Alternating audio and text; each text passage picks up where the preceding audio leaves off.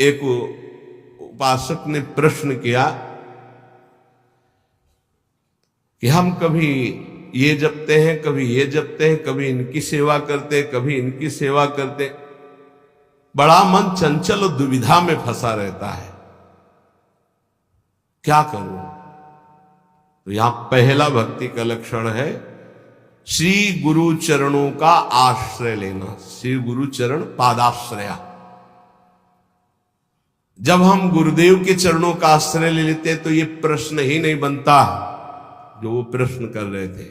ये प्रश्न उन्हीं का बनता है जो मनमुखी चाल चल रहे हैं। गुरुमुखी में ये प्रश्न नहीं। बोलो जितने गुरुमुखी हो, तुम्हें प्रश्न है कि मुझे क्या करना है क्या नहीं करना। तुम्हें पता होगा मुझे किसकी उपासना करनी हो, कैसे करनी है। अगर इतना पता नहीं तो गुरुमुख नहीं हो, कंठी बंधवा लिए हो, अभी गुरुमुख नहीं हुए तुम। गुरुमुख वही जिसका समाधान हो चुका है। क्या समाधान? मेरे आराध्य देव श्री प्रिया प्रीतम, उनकी उपासना ये पूरा पता है और उसमें कोई मिलावट की जरूरत नहीं। इसलिए भक्ति के प्रथम अंग का श्री गुरु चरणों का आश्रय,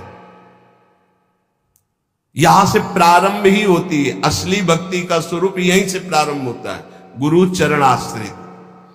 एक बहुत प्रवीण बुद्धि के उन्होंने कहा कि अगर हम अव्यक्त को गुरु बना लेते हैं तो व्यक्त गुरु बनाने की जरूरत क्या है? पकड़ो, अव्यक्त वाणी चल रही, यहां वाणी है अव्यक्त, पकड़ो उसको, पकड़ के दिखाओ। नहीं, आप नहीं पकड़ पाएंगे। तो वही अव्यक्त सत्ता व्यक्त गुरुदेव के रूप में, गुरु साक्षात पर ब्रह्म, और वही उपदेश देने के लिए आती है। अव्यक्त आके तुम्हें डांटेगा नहीं। अगर अव्यक्त गुरु की बात माननी तो सब लोग शांत होकर अपने हृदय में देखो।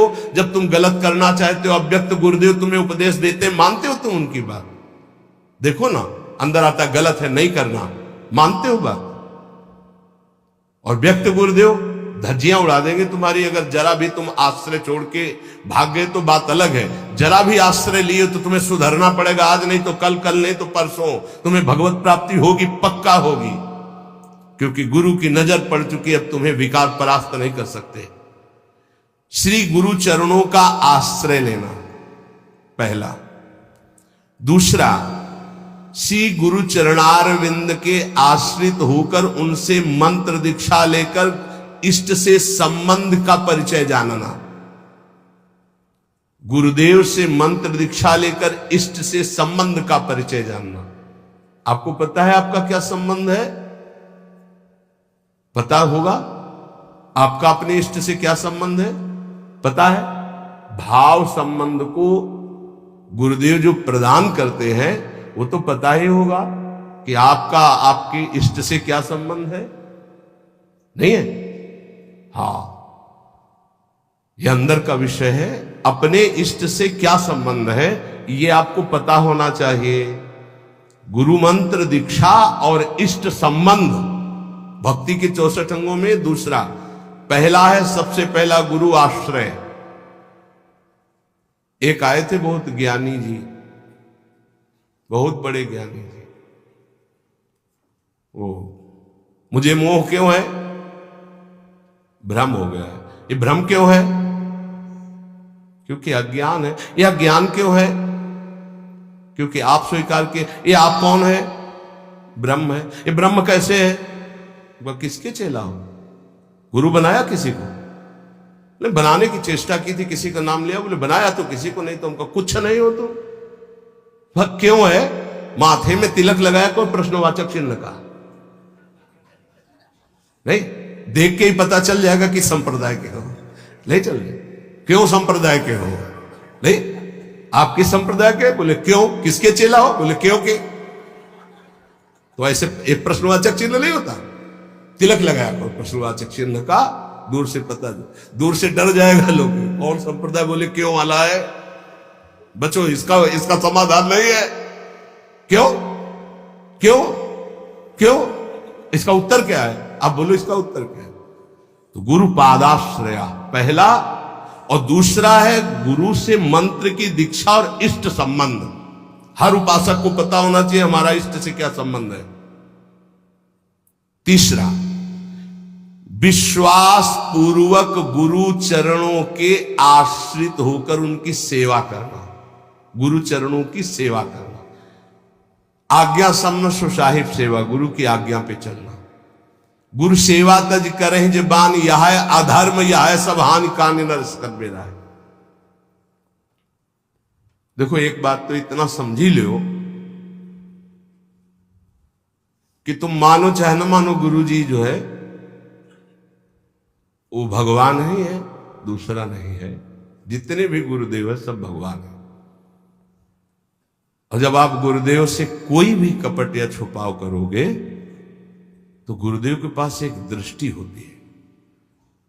जैसे ऐसे देखो ना तो टेलीविजन में सब नहीं दिखाई देता, जो चैनल लगा वो चल पड़ता है, ऐसे ही चल पड़ता है, हर चैनल चल पड़ता है। तब हंसी आती है। कितने बच्चे हो तुम, क्या समझते हो तुम गुरु को? मनुष्य मानते हो? नहीं, कभी ऐसा। हम सबसे हाथ जोड़कर प्रार्थना करते हैं, एक घर ऐसा रखो जहां सत्य की व्यवहार वृत्ति हो। गुरुदेव माफ हो जाएगा, सब माफ हो जाएगा, हमारी बात मान लेना। तुमने ऐसा किया जी, तो तुम्हें दंड भोगना पड़ेगा जी। कोई छुपाव नहीं, कोई कपट नहीं, कोई मत डरो। गुरु से सत्य व्यवहार करो, ये सबसे बड़ी गुरु सेवा है।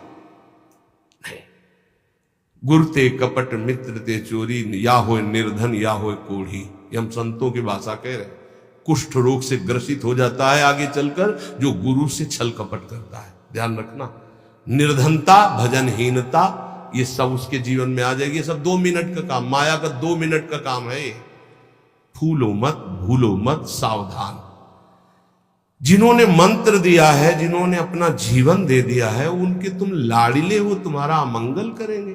तुम्हें डरना है इस बात से केवल कि हमसे कोई त्रुटि ना हो जाए। गुरु जी हमें डांटेंगे या फटकारेंगे या मारेंगे तो हमारा जीवन कृतकृत्य हो जाएगा। सच्ची मानिए, अभी मारा ही नहीं पड़ी इसीलिए तुम बहक रहे हो। एक बार माया की मार तो बहुत खा चुके हो तुम। एक बार गुरु की पड़ जाएगी चपत तो जीवन ठीक हो जाएगा, पक्का समझ लो। जिस दिन गुरु करुणा करके एक चपत मार देंगे उस दिन से माया मारना बंद कर देगी, पक्का समझ लेना। वो बड़े भाग्यशाली हैं जिनको गुरु की डांट और चपत लगती है। मनमानी आचरण करके ऐसा मत करना कि अब चपत खानी ही है कुछ ऐसा करे कि नाराज हो जाए तो फिर दिन भर नाराज ही बने रहेंगे, इतने हैं। अगर हमसे कोई गलती होती है, गुरु हम पर नाराज होते हैं, चपत मार देते हैं, तो माया की चपत से मुक्त हो जाओगे, पक्का। डरना नहीं, डरो इस बात से कि कहीं हमारे और गुरु के संबंध में कोई बीच में ना आ जाए। बस ये बात, कहीं दरार ना पड़ जाए। और जो डर होता है वो माया जनित, हम डरते नहीं। नरसिंह भगवान से सब डर रहे थे, प्रहलाद जी डरे क्या? दौड़ के गोद में हमारे गुरुदेव है, हमारे माता पिता है, हमारे मित्र हैं, हमारे प्रीतम है, हमारे स्वामी, यही सब है। तुम्हें माता च पिता तुम्हें, तुम्हें बंधुश्च सखा तुम्हें।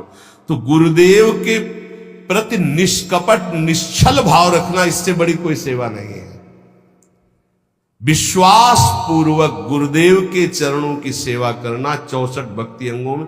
ये 3 तो केवल गुरुदेव में है। गुरुदेव के चरणों का आश्रय, गुरुदेव से प्रभु के मंत्र की दीक्षा और प्रभु से संबंध की जानकारी, तुम्हारा ये संबंध प्रभु से।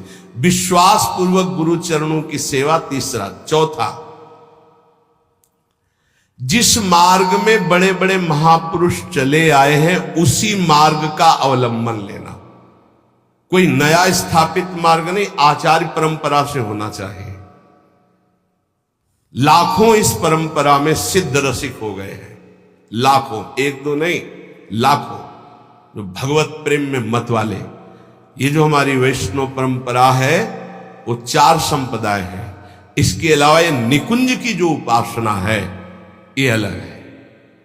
जो 4 संप्रदाय हैं उसमें श्री जी की, लालजू की सम्यक उपासना है, पर श्री जी के चरणारविंद की ठसक से जो निकुंज की उपासना है, वृंदावनाधीश्वरी की, ये निकुंज से आई हुई सखियां हैं जो आचार्य रूप में आकर के इस रस को प्रदान करती है।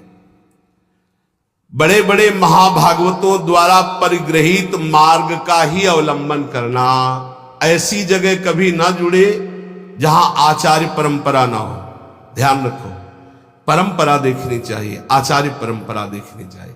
यहां राधैवेष्टम संप्रदाय करता आचार्यो राधा मंत्रदा सदगुरुश्च मंत्रो राधा यश्च सर्वात्मनैवं वंदे राधा पाद पद्म प्रधानम श्रीत हरिवंशम।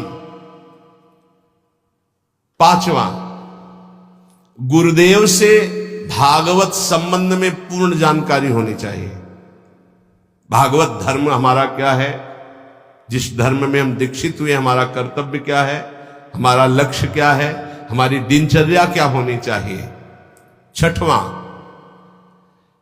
अपने आराध्य देव की प्राप्ति के लिए भोगों का त्याग कर देना। जैसे कल एक भगवत पार्षद स्वरूप वो कह रहे थे कि कहीं कहीं हमको प्याज लहसुन बना भोजन मिल जाता है तो हम पा लेते हैं, तो अपराध तो नहीं। हमने कहा अपराध की बात तो अलग रही, लेकिन आप अपने स्वरूप को तो देखिए, आप कौन हैं।